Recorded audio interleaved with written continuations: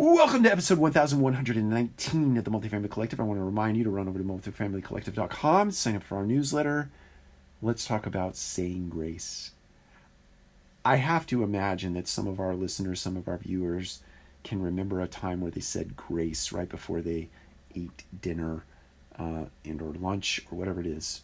In my home growing up, we did it once a week on a Sunday, usually a Sunday night dinner. We said grace right before we ate our meal. And it was interesting. I read a study recently. I was exposed to it by a dear friend of mine. The act of saying grace when you sit down to eat, right before you eat, the study suggested that it improves your sleep quality, it lowers stress, and it increases your life satisfaction. It goes back, it sort of connects with the idea that those things that you speak into the world, those things that you speak into the ether that surrounds your world and surrounds the planet, when you speak that into the ether, then you manifest it in reality.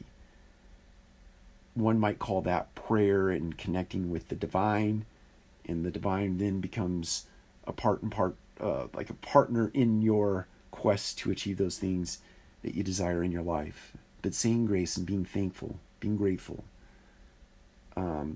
asking, being expectant of things to happen in your life.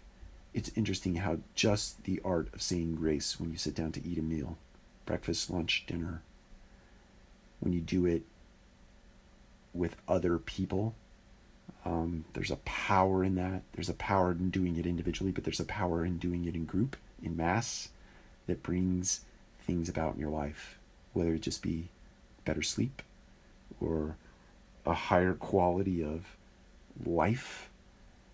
It's important. It's impactful. It's something you should do. Next time you sit down to eat, think about saying thanks. Doesn't matter what your belief system is. Just say thanks to the world. Take care. We'll talk to you again soon.